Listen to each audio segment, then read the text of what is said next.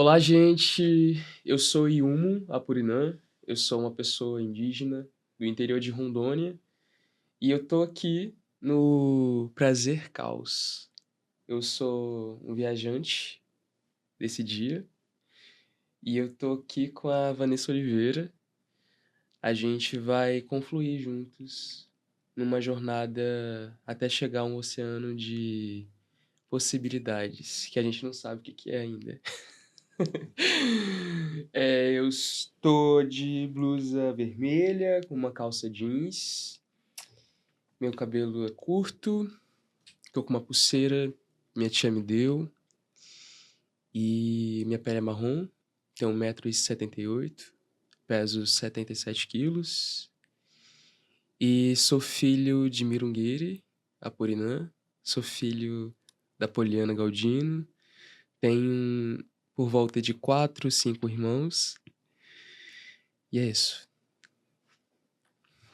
Bom, gente, é um prazer estar aqui hoje com o Yuma. Eu tô super animada para esse encontro. Cada encontro é uma viagem diferente. Eu que sou viajante, eu adoro. Que a gente não fica nunca no mesmo lugar. Meu nome é Vanessa Oliveira, sou uma mulher branca. Hoje estou aqui com uma blusa cheia de brilho, verde. Cheguei com uma borboleta, que é um dos animais que eu mais amo na vida. Até porque Vanessa é gênero de borboleta, então isso aqui é todo um voo livre. Sou mulher branca, cabelos encaracolados castanhos e estou cheia de adereços, né? Uma cobra cheia de prata numa mão, a outra com bijuteria, né? Com esses bijus assim, formando uma textura na pulseira. E é isso, porque a gente é caos, né? E existe beleza em tudo isso.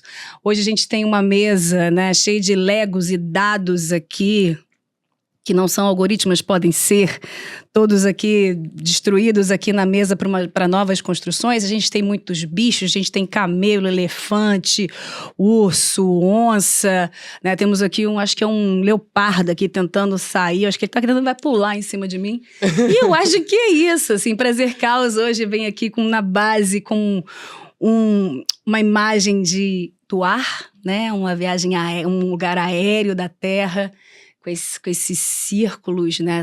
Essa visão circular da vida maravilhosa que a natureza traz, para a gente começar essa viagem com o Yumo. E aí, meu bem, aonde você for, eu vou. Tá, a gente vai viajar então.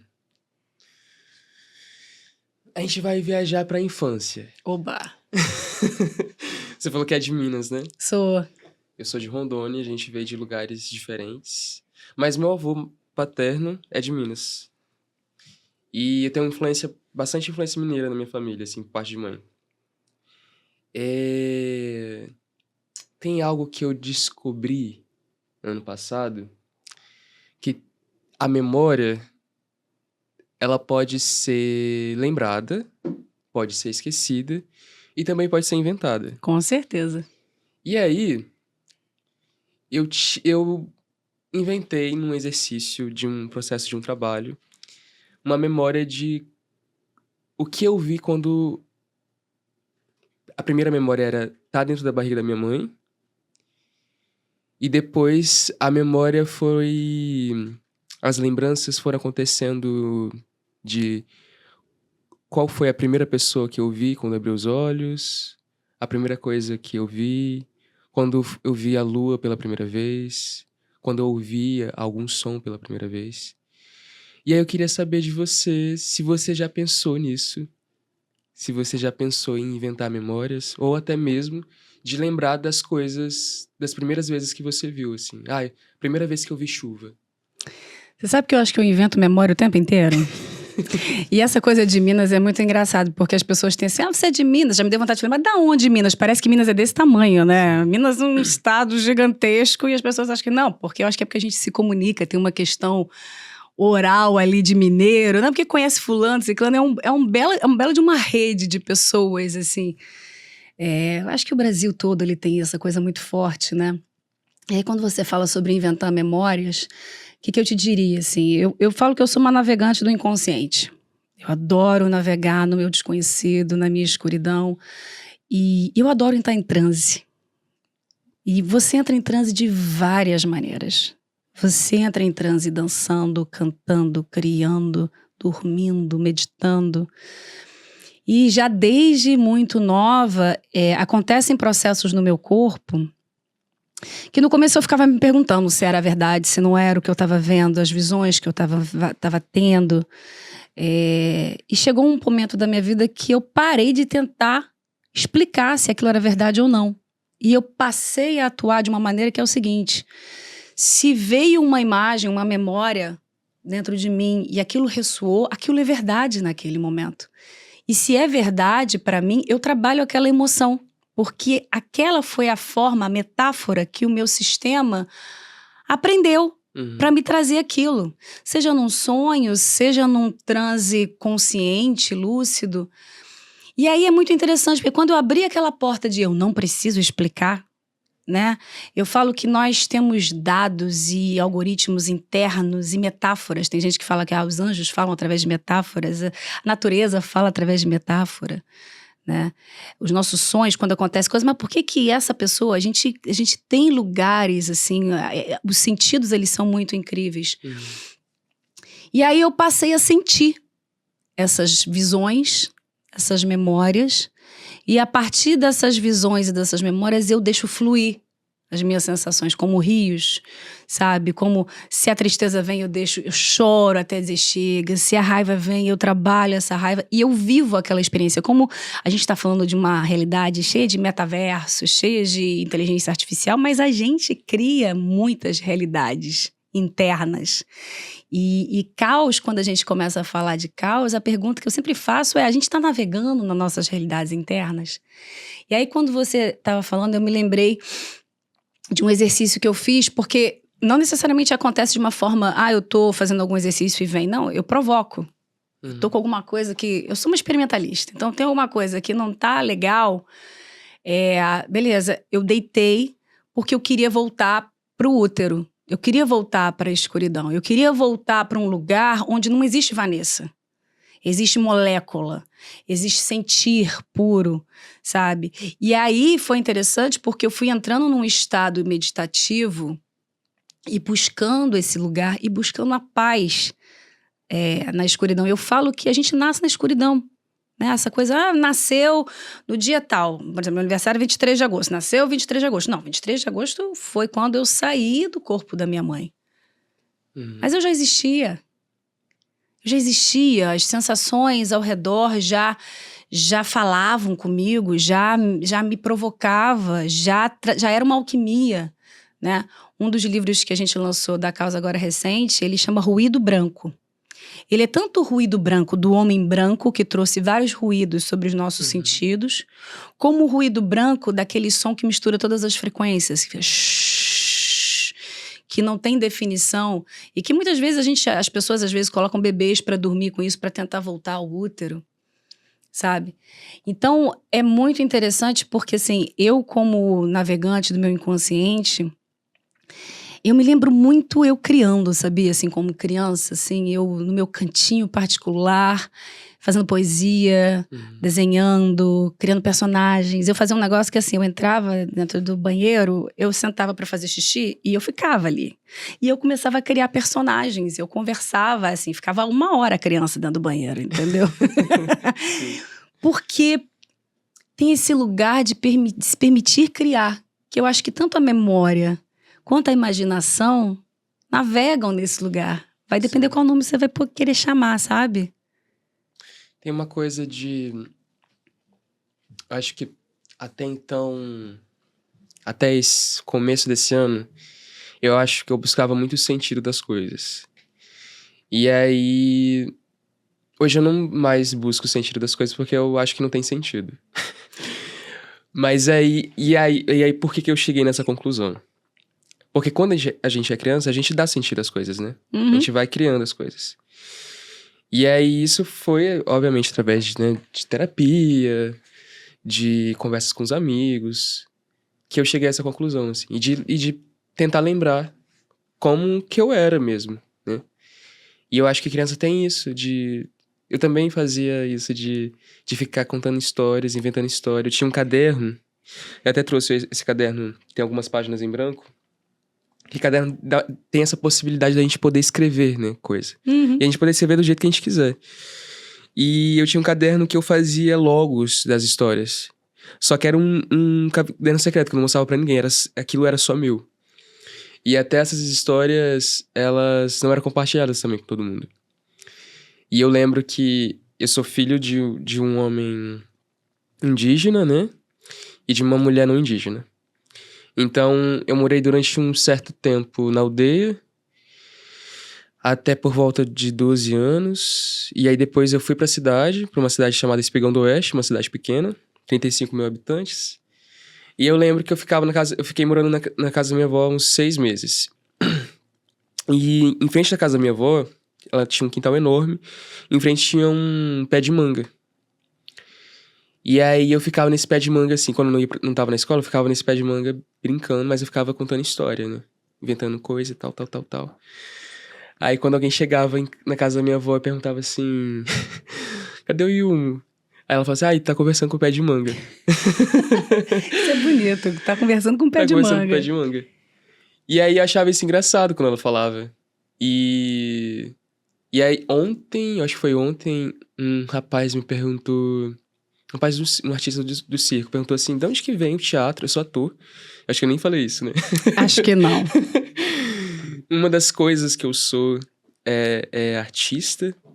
Então, eu tô experimentando essa profissão caótica. Que é ser ator. E corajosa também. E aí, ele perguntou assim: de onde que vem o teatro? Como surgiu? Aí eu falei: cara, o teatro que foi me ensinado, eu tô fazendo há 6 anos aqui no Rio. Mas o teatro que eu acredito, eu tô fazendo desde criança. Porque barriga... Aí eu sempre também brinco com a minha mãe, assim. Minha mãe é a mais velha de 5 irmãs, de 6 irmãs. E minha avó, já desencarnada, ela era uma das maiores crochêzeiras da região. Então, pessoas de outra cidade ia lá pra casa da minha avó. Minha avó era muito simples, casa simples e tal. Queria crochê dela, queria um tapete, queria uma camisa, queria alguma coisa. E todas as minhas tias, essas 6 mulheres, são artistas. Elas são donas de casa, mas fazem bordado, fazem crochê. Tipo, cozinham muito bem. E aí tinha uma coisa que minha mãe, desde criança, eu tenho essa lembrança, de estar na cozinha e admirar muito minha mãe cozinhando. E as pessoas gostavam muito de estar em casa, porque minha mãe cozinhava muito bem, sempre tinha muita comida. Minha casa sempre foi essa casa onde tinha muita criança também. E aí eu ficava admirando muito, assim, essa questão da comida. E aí, é engraçado, falando de comida, que comida era algo que eu queria começar falando.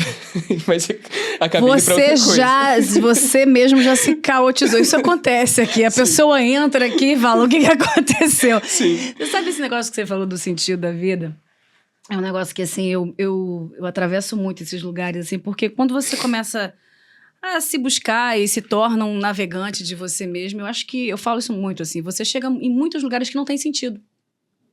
Você chega nesses lugares. Sim. Não tem sentido. E aí você se pergunta: e o que eu vou fazer aqui? Porque você tá aqui, o corpo tá aqui. E eu tenho falado muito através da Caos que, da mesma forma que uma criança pode criar sentido, a gente também, adulto, pode criar sentidos. Sim. Sabe? E eu acho que talvez isso esteja faltando na nossa humanidade, porque acha que a criança ficou na infância e que só podia criar naquele momento. Sim. Sendo que nós somos criadores de realidade, nós somos criadores de mundos, nós somos Sim. criadores da gente mesmo. E eu acho que quando você começa a abraçar isso, a Caos, ela é uma criação para eu respirar, para eu estar aqui, sabe? Sim. Uma blusa, tudo é uma forma de expressão, né? Se eu pego uma blusa para pintar, se eu pego alguma dança para fazer, eu tô me expressando e eu estou criando. Porque uma das coisas que a gente traz muito é essa coisa da criação ser inerente do ser humano. Né? Tanto a criação quanto o ser criatura de si e do sistema, né? A gente é influenciado por tudo. E aí eu fico refletindo sobre esse lugar, né? De qual mundo que nós estamos criando. Quando a gente percebe que nós somos criadores, qual mundo que a gente quer criar? Porque a gente para de terceirizar a responsabilidade. Sim. Né? Porque por mais que a gente receba influências de vários seres e de várias sociedades, que eu vou colocar em várias sociedades, né? Porque são muitas sociedades dentro de uma só, né? E sistemas, e sistemas de medo, sistemas de opressão. Eu falo que a gente precisa inverter o eixo para perceber, ok, mas eu tô aqui, né? E o que eu quero criar? Eu me lembrei quando a minha avó, a gente está falando, minha avó, ela já faleceu, minha avó era de Belém do Pará. E a minha avó, ela tinha uma coisa, minha avó materna, que o meu avô faleceu antes, e eu ficava assim, gente, a avó, ela fica criando motivos para estar viva. E aí foi muito interessante, porque assim, teve um momento que, vamos fazer o aniversário de 80 anos. É o aniversário de 80 anos. Vamos fazer... Eu fui buscar as origens dela no Belém do Pará para levar ela de novo ao Belém do Pará depois de muito tempo, porque ela saiu do Belém do Pará muito nova, veio com o pai de navio para o Rio de Janeiro. Sim. Entendeu? Então, as origens da minha avó, elas se perderam no tempo, né? Quando eu pego os documentos da minha avó, minha própria Trisa tá lá no documento assim, mulher não identificada, sabe? Uhum. E aí eu fui buscar na época, né, onde estariam as pessoas que ela conhecia, eu achei. E aí a viagem, sabe? Onde eu vou poder sentir, sabe? Depois eu ia lançar o meu livro, na época, quando eu escrevi um livro, uma biografia do Roupa Nova, não, eu quero ver o livro. Era interessante porque era como se assim, o que eu quero mais ver? Como navegante dessa terra, o que eu quero mais ver, sabe? Porque também não tem um lugar de experienciar, né? Eu quero ver uma neta nascer, eu quero ver uma pessoa, sabe, fazer uma determinada coisa. E eu fico pensando que quando a gente percebe que a gente é criador e criadora, né? A vida, ela continua sem sentido, mas coexiste com as criações que a gente faz, né? Sim. E quando você fala, o teatro que eu vim fazer, eu faço desde garoto, assim, a minha sensação é que, eu falo muito, né? A gente tem que aprender com os colapsos, com os choques, porque a gente aprendeu também que no choque cultural uma cultura domina a outra, mata, escraviza, mas isso não é uma verdade, isso foi feito. Uhum. Os choques podem ser vividos de outras maneiras e de outras formas, né? Dentro da gente e para fora. E aí eu fico me perguntando, quando você vem de Rondônia para o Rio e você pega já uma escola de teatro que já existia antes de você, o que o colapso e o choque do seu universo com esse sistema gera? Porque como que você consegue trazer códigos de outras pessoas e trazer na tua expressão em um outro lugar? A gente fala muito que causa sobre isso, né? Sim. Essa alquimia onde nada se joga fora, né? Assim, o Lavoisier falava isso, né? Tudo se transforma, né? Mas como que você transforma a partir do momento que você se empodera dos seus códigos? Porque Sim. aí você vai criar uma nova camada naquele lugar, sabe? Então, eu quero saber qual é o teatro que você vai mostrar. Tudo para dizer isso, que eu quero saber o sentido da vida que você está criando. Eu também não sei. Porque eu acho que passeia por tanta coisa. Eu acho que você Passeia. trouxe as comidas, os sabores, a ancestralidade. Eu acho que o teatro que eu acredito também tem até comida, tem sabor, né? Eu imaginei. Tem muito sabor. Eu tenho muita vontade de... Acho que tem uma coisa da comida dela ser algo que une e de festa também, né? Nego Bispo fala, onde tem comida tem festa. E aí o teatro, eu vejo um lugar que é de celebração. Embora eu acho que existem momentos onde o teatro, ele precisa ser usado para denunciar algumas, né, para refletir. E esse teatro político, mas também celebrar é político. Eu ia né? falar Rir isso. também A festa coexiste com a denúncia. Existe isso também. Existe. Então, eu acho que o teatro, eu pertenço ao teatro justamente por isso, assim. Eu cresci pertencendo a várias negatividades. E aí eu pensei e falei, não, eu quero existir em outros imaginários. E o teatro, ele proporciona isso, né? E eu lembro de exatamente, assim, de querer, por exemplo, de perceber assim, eu tô fazendo um personagem que é amado e que ama. Um personagem que tem um irmão e uma irmã. ter um pai e uma mãe, sabe? Um personagem que ele não é a vítima ali daquela história, sabe? Um personagem que é sonhador. Então isso é muito fascinante pra mim, sabe? Que é outros lugares de dar sentido, de existência. É terapêutico, né? É. Porque você experiencia outras peles e aí você percebe que essa pele também pode ser sua, Sim. né? Eu brinco muito com os meus amigos atores e eu falo assim, olha, cada papel que você escolhe, não olha esse papel como, por acaso. Olhe, conversa com aquele papel e perceba o lugar dentro de você que quer despertar, né? E da mesma forma eu falo para amigos que não são atores e falo, olha, os atores também estão fora dos palcos. Sim, sim. Sabe? Porque eu acho que, eu tava te escutando, assim, o teatro ele veio parar na tua vida como?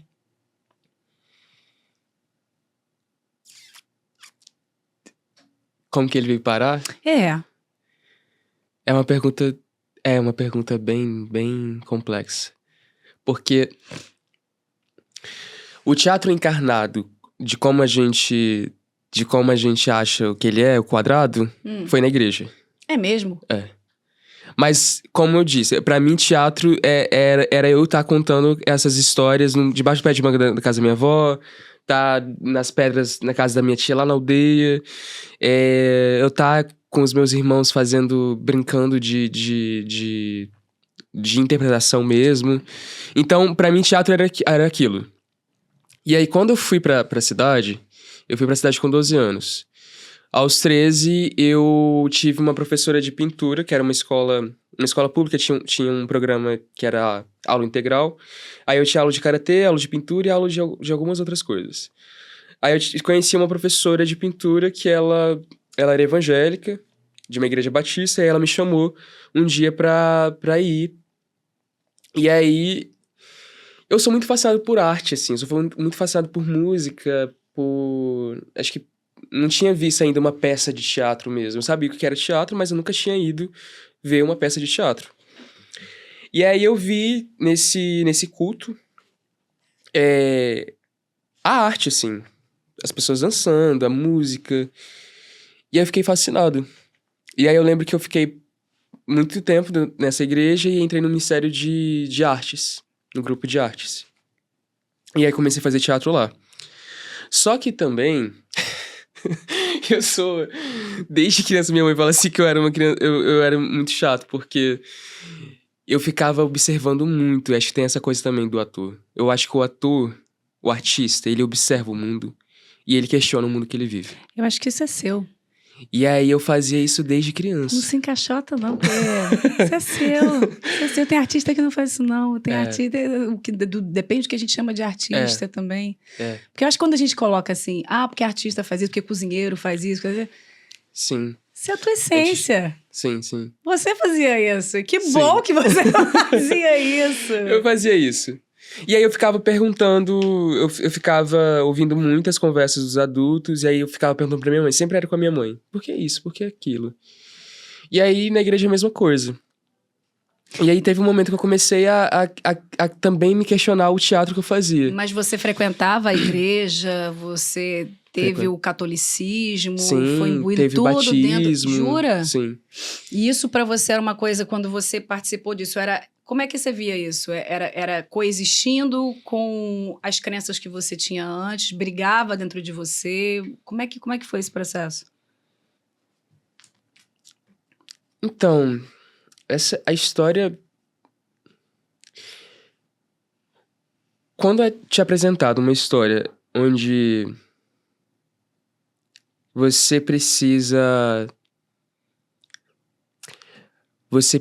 fazer algo nessa terra aqui, e existe um paraíso depois, e existe uma pessoa te salvando Pra também, pertencer, né? pra pertencer, eu acho que é muito fácil você cair nessa história. E aí eu acho que a gente vive num mundo onde a gente quer ser salvo, né? A gente quer buscar um sentido. E eu acho que quando se tem Deus, quando se tem uma pessoa que morreu pelos nossos pecados, ou pessoas para terceirizar também nossas responsabilidades, eu acho que fica mais palpável os sentidos. E aí, mesmo ainda muito jovem, né? A gente pensa que criança é muito descartado. Eu falo gente no sentido do como sociedade branca, urbana. De pensar que criança não pensa e criança não... Pra mim fazia muito sentido. Eu lembro que a primeira vez que eu descobri que era pecado... Que, por exemplo, pensado que uma mulher gostasse de outra mulher era pecado, foi com 10 anos. E aí, quando uma prima minha falou isso, e eu fiquei, uau, como assim? Mas será que uma mulher que ela gosta de outra mulher, ela... Deus permite ela nascer desse jeito, e como é isso, assim? Ele vai condenar ela também? Enfim, aí eu tinha vários questionamentos na minha cabeça. E aí eu acho que começou o primeiro questionamento no discurso cristão foi o amor. Eu lembro que se falava muito sobre amor da igreja para com Deus, né? A igreja significa a noiva de Cristo, e a noiva está esperando o seu noivo, a ele voltar. E aí sempre tinha aquelas pregações de que Jesus estava voltando porque estava acontecendo atrocidades, né? Mas ao mesmo tempo, paralelamente, eu estudava história na escola e falava sobre a escravidão, falava sobre o genocídio. E que Jesus não voltou nesses anos todos, né? De escravidão, de genocídio, que até hoje existe. E eu ficava, caramba, mas tem alguma coisa aí que não bate, assim. Por que as pessoas têm medo, tanto medo, assim, da volta de Jesus, né? Será que é amor ou é o medo? Porque hoje, pra mim, também, o amor, ele é muito confluente com a coragem, assim. E meu maior exemplo de amor é minha mãe, por exemplo. Acho que ela é a mais corajosa do mundo, sabe? Então, mesmo inconscientemente, eu não conseguia entender o amor com medo, sabe? E aí eu comecei a questionar, e aí eu lembro que eu falei assim, eu vou fazer uma peça falando... Escrevi uma peça onde a personagem era a igreja, mas ela não amava Cristo. E aí eu entreguei pra líder lá do grupo. Aí ela falou assim, Vilma, a gente vai precisar trabalhar um pouco mais e tal. Beleza. Ela ficou com medo. Não sei, porque antes eu era muito inocente, assim, de entregar pra ela. Não fazia Você não muito... parou pra pensar no impacto, como as pessoas iriam... Eu só queria fazer. Só queria fazer. Né? E aí, eu lembro que eu fui pra uma escola de ensino integral. E aí, dessa vez, era uma outra proposta no meu 3º ano. E eu criei um clube de teatro lá. E aí, foi quando eu me encontrei. Eu falei, cara, quero falar sobre sonhos, por exemplo. Quero comunicar aos meus pais que eu sonho, eu quero que eles me apoiem nos sonhos. Aí eu escrevia tal cena, apresentava na reunião de pais.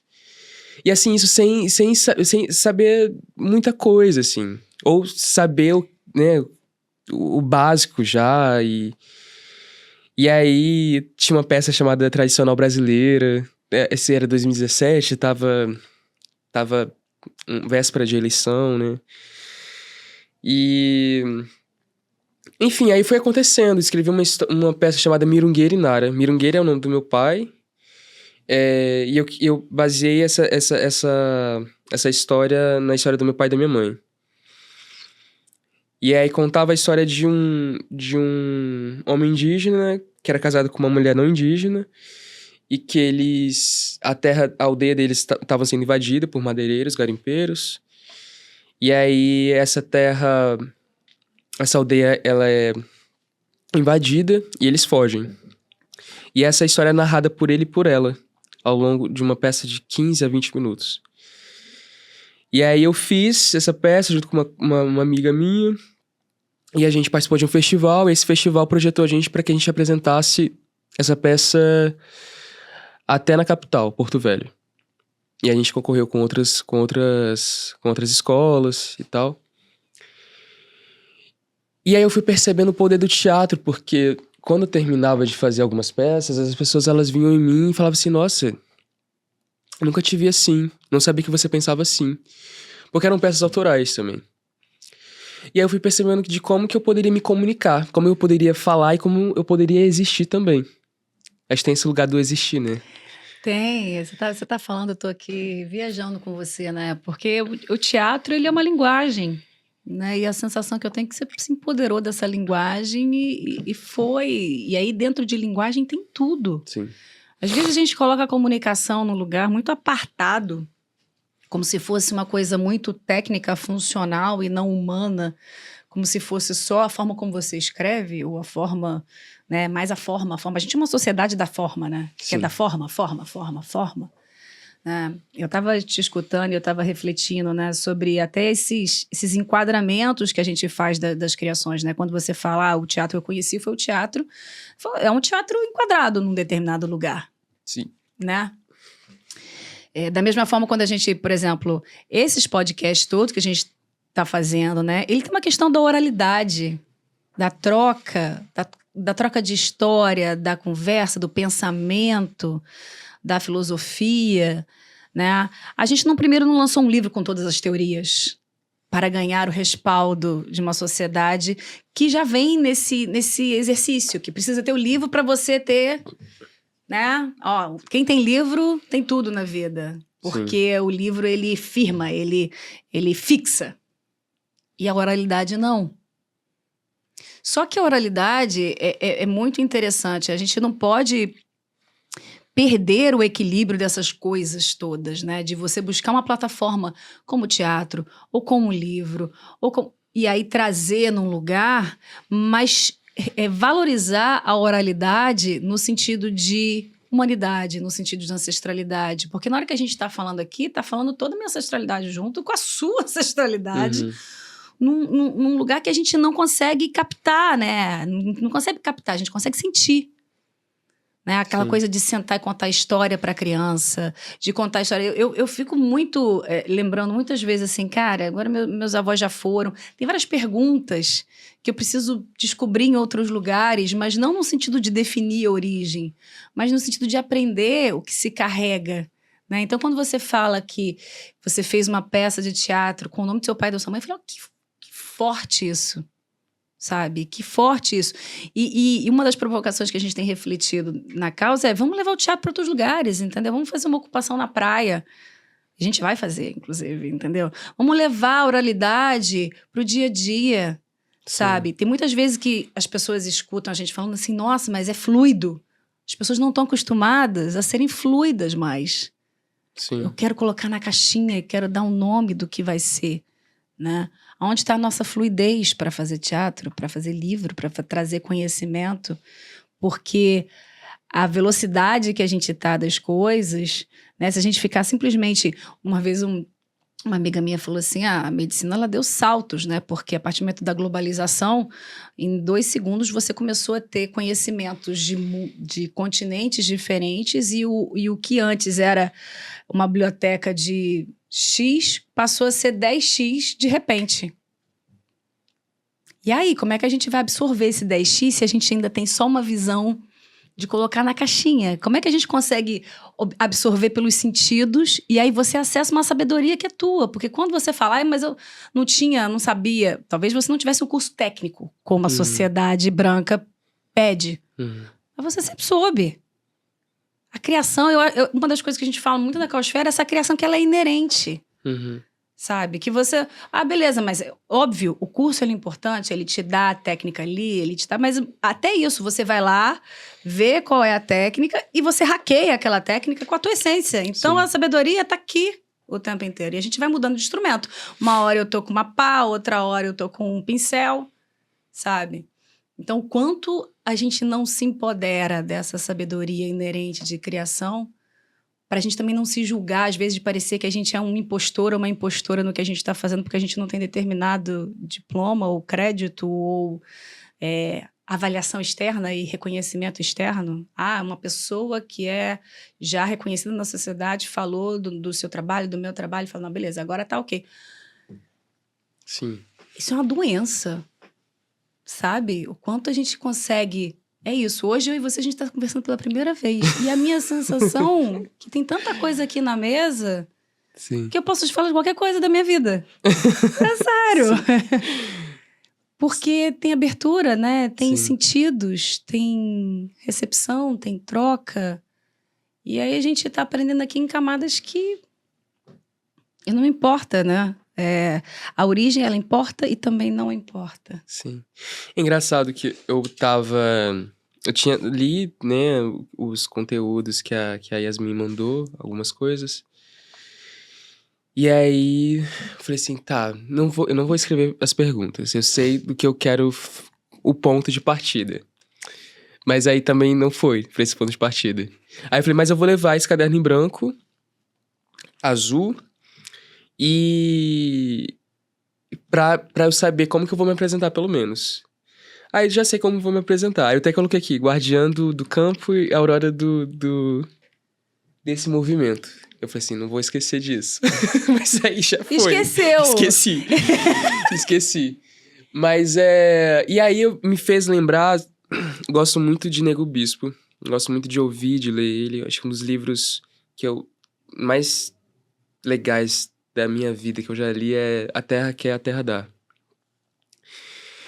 E ele fala que ele não entende por que quando as pessoas vão para uma palestra ou vão para uma roda de conversa levar algo escrito. E aí ele fala... de forma muito engraçada, ele fala assim, será que as pessoas sabem falar? Eu concordo com ele. Sabe por que, no final das contas, as pessoas não estão presentes.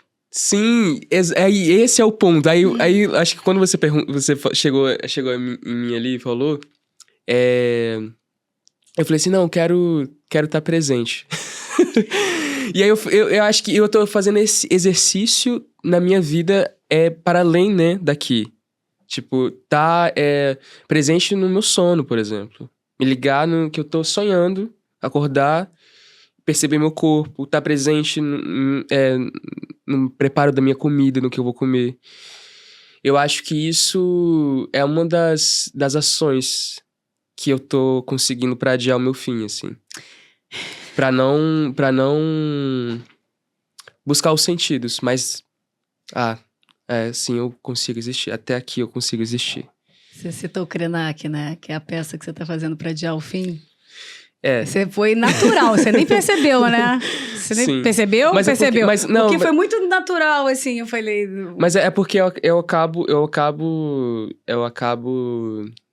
encarnando na minha vida, né? E eu acho que isso faz parte de ser presença. As pessoas às vezes ficam malucas comigo, como é que eu crio coisas e que tá uma dentro da outra. Quando elas vão ver assim, como é que uma coisa dentro da outra, então eu falei assim, não, porque tudo tá aqui, a essência. Então, se eu respeito a essência, você vai ver conexão em tudo. Sim. Isso é caos. Não entendeu? Não, então a gente vai fazer pra tangibilizar, sabe? Sim. O Krenak, ele fala uma coisa muito maravilhosa, eu acho que é nesse livro, aí você me corrige se eu estiver errada, que ele fala, a gente tá em queda, a gente tá caindo. A gente não fez... A gente tem que aprender a cair, né? Sim. E aí ele fala assim, a gente tem que aprender a cair e vamos usar as nossas mentes criativas para construir paraquedas coloridos. Sim. Eu acho que a caosfera ela é um paraquedas colorido, sabia? Porque... No final das contas, quando você fala de adiar o fim, eu fico com essa pergunta. Eu acho que a gente tem que acabar, sabe? Acabar porque a gente perceber que quando a gente acaba, a gente atravessa um buraco no minhoca e a gente entra em outro ciclo, em outro lugar. Quantas vezes eu fico tentando resistir, assim, não, essa parte da Vanessa eu não posso deixar morrer. Aí eu fico apegada. E eu falo, não posso deixar morrer essa... Aí, quando eu vejo, eu falo assim, não, deixa morrer. Eu passo luto, eu me entristeço dessa parte minha que está indo embora. E é muito maravilhoso, porque quanto mais coragem, você falou de coragem, que é uma palavra que eu amo, assim, quanto mais coragem a gente tem para amar, e principalmente amar, inclusive o não amor, os lugares que a gente não ama, sabe? Eu acho que a gente consegue chegar nesse lugar de ser fluxo, de ser presença.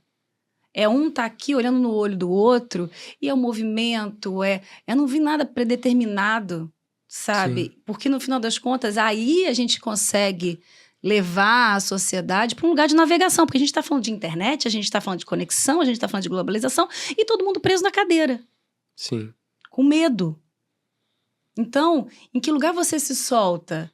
Né? Seja soltar para cima, seja um paraquedas colorido para baixo. Porque Sim. quem disse que a queda é um problema? Sim. Eu escutava muito a Maristela, que já fez um programa com a gente, e ela falava, eu fiz um exercício com ela corporal, e ela fala, vai, aprende a cair.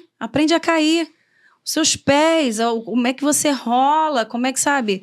Porque o seu corpo não é só a mão, não é só a parte superior que está aqui conversando, o corpo ele é inteiro. E a gente perdeu, né? Você colocou um monte de bicho, né? Esse equilíbrio, né? Dos vários eixos, né? Porque podem ser 4 patas, mas pode ser aqui, ó. Pode ser aqui, pode ser o corpo que cada um tem, né? Às vezes a pessoa não tem um braço, às vezes não tem a perna, mas tem, sabe, outros lugares de apoio, sabe? Então, eu acho... Quando você falou comigo que você tinha, eu falei assim, não, eu vou me jogar no caos.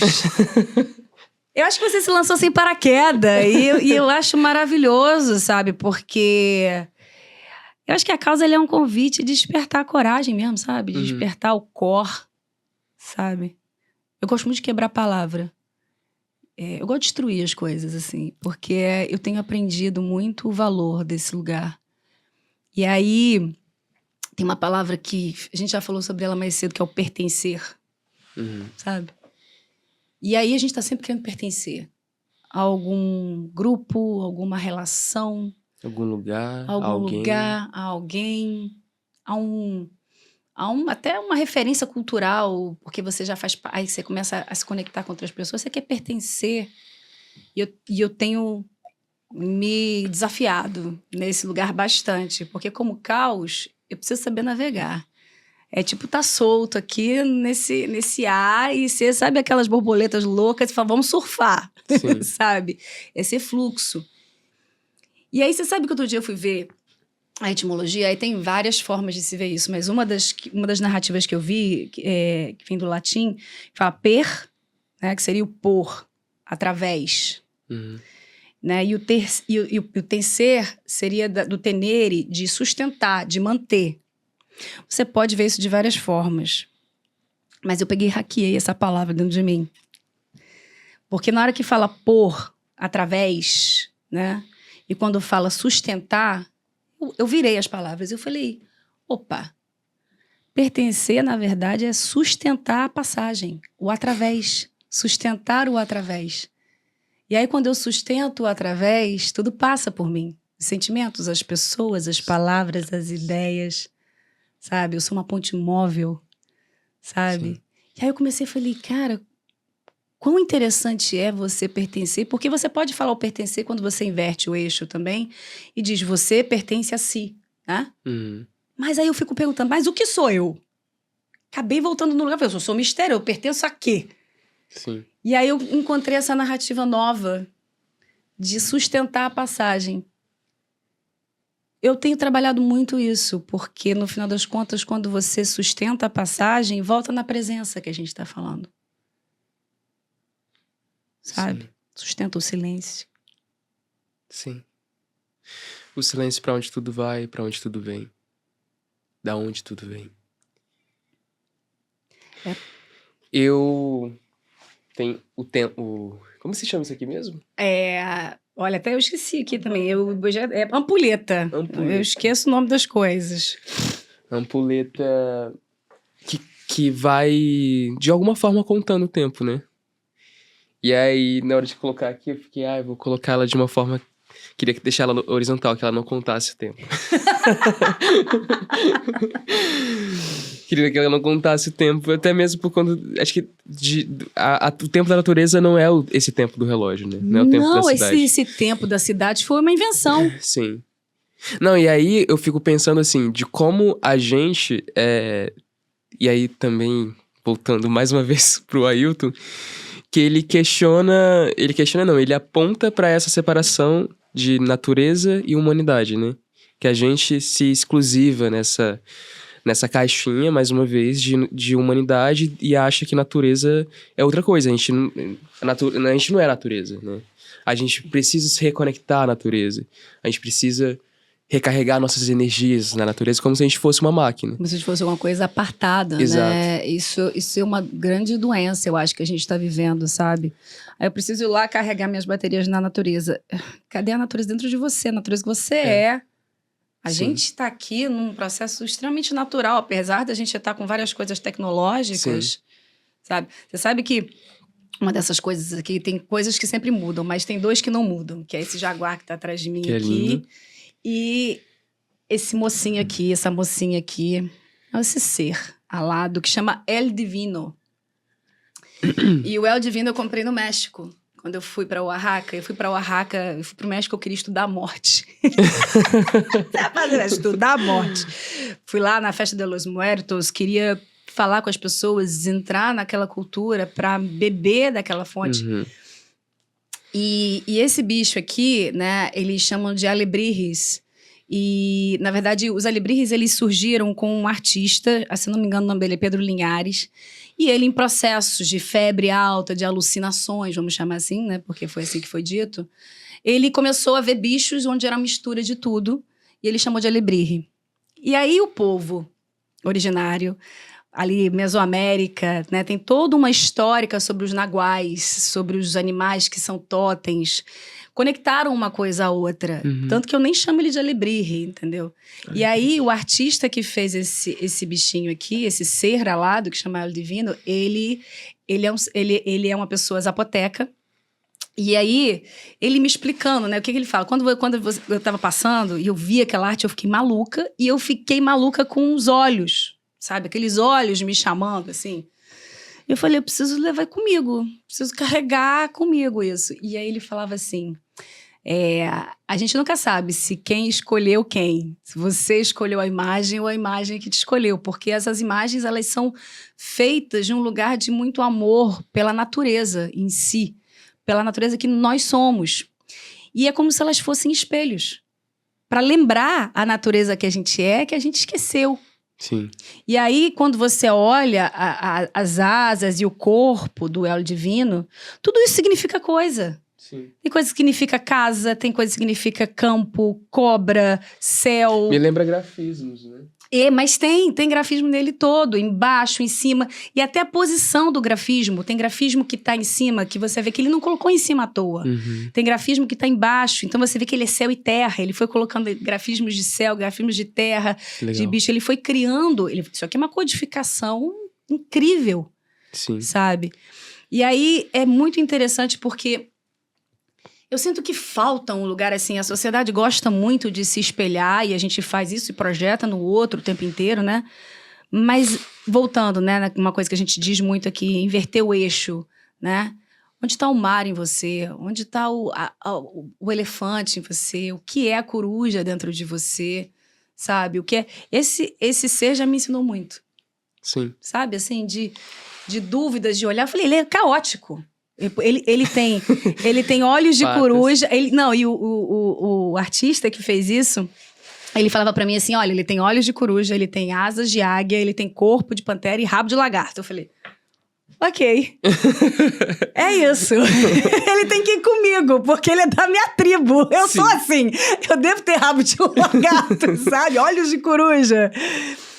E é muito incrível como a gente perde as coisas, a gente não observar e perceber que aquela medicina, ela não tá fora. É um espelho só. Sim. Sabe? Eu não sei se você já passou isso com os bichos, assim, de olhar os bichos e se ver neles, sabe? De perceber o teu andar, de perceber se algum bicho já te ensinou. Eu amo, assim, me espelhar. Eu me espelho em várias coisas, é isso. Como hacker, eu gosto de fazer essa brincadeira do inverte o eixo com tudo. Sim. Mas é muito potente, sabe? É uma linguagem muito potente. Sim. Você estava falando de bicho, sobre aprender as coisas. E eu estava lendo também, acho que é nesse livro aqui ou em outro, sobre as relações afetivas. E E aí, quando você fala de relações afetivas, é tudo que te afeta, né? Uhum. Seja sexualmente, seja amorosamente, seja o que for. E aí, a Jenny Nunes. A Jenny Nunes, ela cita uma outra parenta, só que ela não é do Brasil, que ela fala sobre a relação dela com o céu. Que ela tem uma relação com o céu. Aí, quando eu li isso, eu falei, caramba. E aí, eu me mudei pra... Eu tô em Paquetá há uns 3, 4 meses. E eu fui pra lá num momento que eu tava muito difícil da minha vida, assim. Tava bem mal. E aí, eu lembro que eu cheguei. E aí, acordava, às vezes, de madrugada pra ir pro Rio, pra trabalhar. Ou, às vezes, voltava de madrugada do trabalho. E eu sempre via o sol nascer. E aí, e quando eu vi aquele sol parecia que me abraçava, assim, naquela ilha. Porque, mesmo morando em Santa Teresa, eu não conseguia ver o nascer do sol de lá. Ou, às vezes, ficava muito ali entre o centro, Lapa. Você não consegue ver o céu direito, né? Muito prédio, muito prédio. E aí, em Paquetá, parece que eu voltei a ser criança, de olhar, ficar olhando pro céu, ou às vezes chegar na ilha à noite e ficar vendo a lua em suas diversas fases, ou não encontrar ela, saber que ela não apareceu ainda, lembrar que ela não apareceu ainda, lembrar que ela vai aparecer mais tarde hoje, lembrar que ela tá desse jeito hoje, lembrar das fases da lua, lembrar do tempo da lua, lembrar da maré, que ela às vezes tá alta, lembrar que tá baixo, lembrar que o sol às vezes nem sempre vai nascer no mesmo horário, ele nem sempre vai estar radiante também. Mas o dia, ele sempre tá de dia. Sempre é um recomeço, sabe? Mas ao mesmo tempo não é garantido. E aí isso me faz pensar, e aí isso me ensinou também, foi um outro parente chamado João Nin, que é um dos artistas que eu mais admiro, que ele falou uma vez que eu tava muito nervoso, com ideias pra Já o Fim do Mundo, uma peça. Aí ele falou assim, Humo, vai apresentar como se fosse um ensaio, porque não tá garantido. Você pode errar. Aí ele falou assim, o teatro é como o amor. O amor não tá garantido. Você tem que cultivar. Você tem que ensaiar, você pode ensaiar 1000 vezes essa cena, só que hoje à noite você pode esquecer. Mas o que tá garantido? Exato. E aí quando ele foi falando isso que o amor não tava garantido, e aí eu fiquei pensando, caramba, mas a vida também não tá garantida. E aí eu fiquei pensando sobre tudo, assim. Fiquei pensando sobre quando era criança, quando plantava na roça do meu pai. Às vezes a roça dava certo, às vezes a roça não dava. Eu tenho uma história de uma aroeira. A aroeira é uma madeira bem forte. Deve conhecer. Uhum. Eu plantei quando eu tinha 9, 10 anos no quintal de casa. E eu plantei na mesma profundidade como as outras mudas de árvore, tipo goiaba, cacau. E aí meu pai viu e ele falou assim, Yumo, a aroeira tem que plantar mais profunda, porque ela vai crescer e ela vai tombar. Mas eu já tinha plantado já era outro dia. Você tirou o equilíbrio dela pelo tamanho que ela vai atingir. Exato. E aí a aroeira, ela cresceu, e tombada. Ela foi curvando. Foi curvando. Só que aí hoje, ela tá enorme, tem uma parte dela tombada e tem uma parte dela que tá mais reta. Mas ela tá viva. Ela tá viva, ela fez um desenho. Sim. Eu acho isso maravilhoso, sabia? Sim. Quando eu passeio pela natureza, assim, eu adoro ver essas curvas que a natureza faz de sobrevivência. Eu falo muito, quando a gente fala do jeitinho brasileiro, né? Não tem nada de errado com o jeitinho brasileiro, é a nossa habilidade de fazer curva. Sabe? Sim. O que você me descreve é uma aroeira que ela foi com o jeitinho brasileiro e falou, o quê? Eu vou ficar aqui, entendeu? Sim. E aí, no final das contas, ela tá fazendo arte, sabe? Quantas vezes, assim, eu me lembrei quando eu tava na Chapada dos Veadeiros, que é um dos lugares que eu mais amo, acho que no planeta. E aí, acontece muito de ter incêndio, né, em determinadas épocas. E aí, você vê o que a planta faz para ela conseguir sobreviver àquele incêndio. Como que se ela se curva, sabe? Se ela se mistura com uma outra e de repente você vê duas plantas que elas estão entrelaçadas. Você fala, mas peraí, que planta é essa? Não, são duas. Mas parece uma só. porque no final das contas elas coexistem e criam uma outra habilidade, né? Sim. Eu acho que a gente precisa desenvolver esse lugar da curva, de misturar, sabe? Porque eu acho que a interdependência, ela é super saudável. A partir do momento que o indivíduo, o Yumio tá aqui, o indivíduo, a Vanessa tá aqui, e tem uma terceira camada aqui de um coletivo, de um outro lugar, que não retira a individualidade. Mas para isso, a gente precisa saber se curvar. Sim. Eu trago uma coisa aqui, você curva para um lado, eu trago outra aqui, eu curvo para o outro, que nem, sabe, vento, chuva que vai bater na árvore. Acho que a própria água, né? A própria água, ela se aparecer algum obstáculo, ela vai mudar de rumo pra desaguar em algum lugar, pra seguir seu caminho. Você me lembrou um papo que eu tive com um senhor do povo tucano, e eu trabalho muito com um grupo, um centro xamânico que tem aqui no Rio, e aí foi nessa oportunidade que eu conheci ele, e eu tenho uma cobra, né, tatuada aqui no meu braço. E aí ele olhou para mim e falou assim, por que você tem essa cobra aí? E eu entendi a pergunta dele, né? Porque depois aí ele falando assim, não, porque muitas vezes as pessoas tatuam coisas só para tatuar e não percebe a força do símbolo que está se carregando. Sim. E aí ele olhou para mim e falou, por que você tem essa cobra aí? Você sabe? E aí eu falei, eu sei. E aí eu comecei a contar para ele, né, de todo o meu processo de corpo, do meu processo de energia, o processo com a Kundalini. Eu falo assim, falei, imagina quando você é atravessado por uma cobra elétrica. E aí o meu corpo rígido, se eu não aprendesse a me curvar com aquela energia, eu tava lascada. Porque aí ele virou e falou assim, porque no meu povo a cobra, ela é um símbolo complicado, pode até falar de falta de fertilidade, aí dependendo, ele fez assim, você tem que ter cuidado, porque essa cobra pode querer levar você pode somatizar coisas no seu corpo. Ele não falou somatizar, mas era isso assim, essa cobra pode levar o seu corpo para debaixo da terra. Uhum. E eu falei, mas você sabe o que é interessante? Que na semana passada me deu vontade de entrar debaixo da terra e eu fui procurar alguma coisa para trabalhar com argila, porque... E aí eu falei com ele, assim... Eu vou te dizer uma coisa, essa cobra que tá aqui no meu corpo, que ela é a cobra arco-íris, aí se você olha pra mitologia, nossa, quantas mitologias trazem essa cobra da criação do mundo, de todas as cores. E aí, em muitos povos, isso é contado de forma diferente. E aí eu falei pra ele, olha, essa cobra pra mim, ela me ajuda a eu me curvar. Essa cobra me ajuda a eu me submeter ao desconhecido, porque eu sou uma navegante.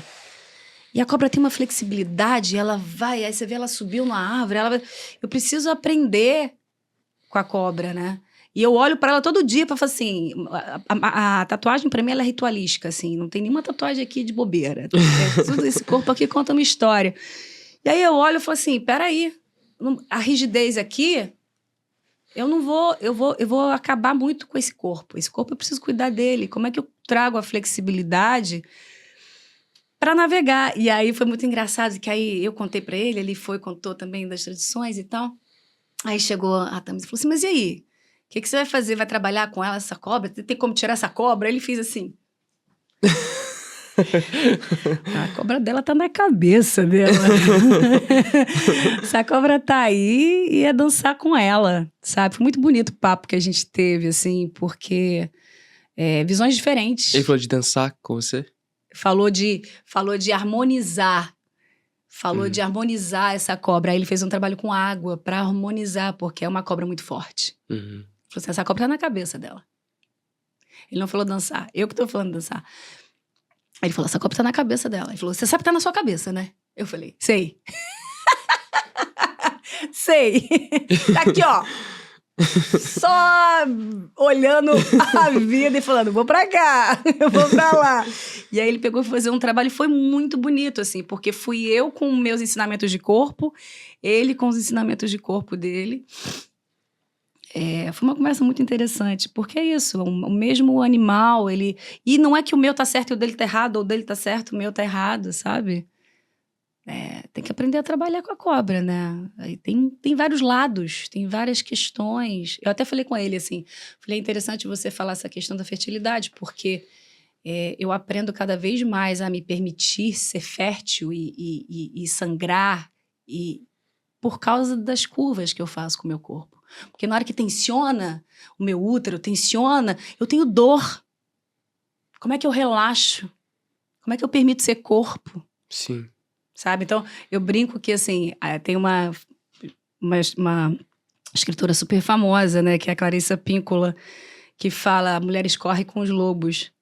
Aí eu falo: tá na hora de conhecer as mulheres que se curvam com as cobras. Sabe? Sim. Que também é um bicho que muitas vezes coloca muito da questão do homem, do falo, do masculino. Uhum. Ah, mostra a sua cobra. Sim. Que momento colocar um bicho para um tipo de pessoa só na vida? E que coisa é essa de que esse bicho some? Sim. Sabe? Cara, é muita pira. E a pira não é nossa aqui, não. A pira é de, sabe? É esse lugar, assim, dos aprisionamentos dos conceitos, sabe? Desse ruído branco. Eu sou branca, mas eu preciso saber que esse ruído branco existe. Que esse ruído branco tá na minha pele. Sabe? Fico pensando, você falou sobre se curvar, fico pensando nesse torcer, sabe? Acho que a Lida Maria Martins, que ela fala sobre torcer os pensamentos para criar novas paisagens, né? Que é uma forma também de inventar outros mundos. E acho que é isso, assim, de quando a gente, ao mesmo tempo, essa coisa do se encurvar, tem essa coisa da gira, do ciclo, sabe? De não ser linear. E de não ter um futuro também. Porque realmente a gente tá caindo. A gente tá caindo e agora não tem como a gente fazer alguma coisa pra não cair. A gente tem que escolher como a gente vai cair. Né? Então, como que a gente vai cair? Será que vai ser num paraquedas que vai ter muita música e a gente vai dançar? Será que a gente vai cair com cabisbaixo? Será que a gente vai cair saltitante? Como que a gente vai chegar nessa caída também? E eu fico pensando muito nisso, assim. Às vezes eu olho pro mundo, pra nossa realidade e falo: caramba, nada faz sentido. E não Por que faz. a gente tá vivo? E não faz. Mas aí eu falo assim: não, se eu tô vivo, é porque eu pertenço a algo. E eu vou inventar coisas. Talvez você sustente a passagem do que ainda está para ser criado. Que é também sustentar o céu, né? Exatamente, é evitar a queda. Sabe? Eu gosto muito de olhar para esse prisma de que a gente é uma sociedade muito do audiovisual, né? Então, assim, imagina que você está vendo um filme e aí tem a queda acontecendo. Aí você pega e inverte a câmera. Essa queda também pode ser subida. Sim. Numa outra gravidade.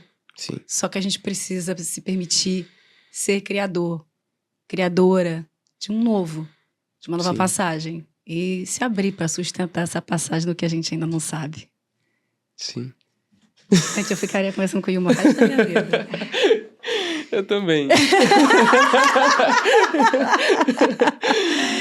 Mas é isso. Eu vou fazer só uma última pergunta, que é, você gosta de cozinhar? Você sabe que cozinhar para mim é uma alquimia.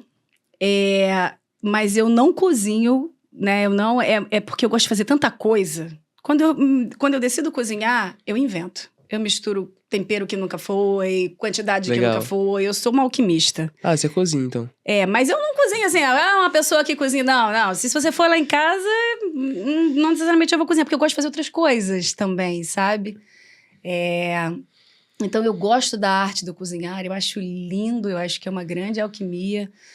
Você lidar com os alimentos e lidar com... Mas eu não sou essa pessoa que você vai chegar, vai estar pronta, ou eu vou comprar as coisas. Não. Eu vou comprar em outro lugar, vou pedir alguém para fazer, porque eu quero fazer 10 coisas ao mesmo tempo, sabe? Sim. Mas... Você cozinha? Sim. Tem que fazer esse teatro com comida. Sim. Entendeu? Pra gente se alimentar de algo, né? Exatamente. A gente faz, inclusive, pela caosfera, que faz essa confusão toda. Já estamos marcando coisa aqui, gente. Vou marcar que eu não, tá doido. É isso. Então, você que veio com a gente até aqui, eu espero que você saiba cair. É o que eu posso te dizer. É. Cai com vontade, cai com jeito. Eu vou te falar, quando eu pulei de paraquedas, o lugar que eu mais amei foi quando o paraquedas ainda não tinha aberto, a queda livre. Aí uma amiga minha falou, vamos fazer um curso pra gente fazer? Eu falei, não vou não. Aí ela falou, por que? Eu falei, porque a parte que eu mais gostei, eu entrei num estado de maravilhamento, que eu falei, eu vou esquecer de abrir o paraquedas. Não, mas o paraquedas abre automático, abre. Eu falei, sim, gente, o que eu mais gostei foi a queda livre. Então, assim... Então, eu arrumei outras formas de ter queda livre, e isso aqui é sempre um convite para você se jogar no desconhecido que a gente é, porque a gente sai com perguntas, reflexões e acho que muito mais sentidos do que respostas. Sim. E a vida, eu acho que ela é um movimento, né? Uma dança. Ela é uma dança. Ailton vai nos ensinar que ela é essa dança cósmica e que ela convida a gente sempre pra dançar. Mas a gente que decide se a gente vai cabisbaixo ou saltitante. Exatamente. Então, se joga, depois conta pra gente. Às vezes a gente vai cabisbaixo, a gente vai alegre. Às vezes também são várias respostas. Tem várias formas de dançar, né? Exatamente. Prazer, Caos. Até a próxima viagem.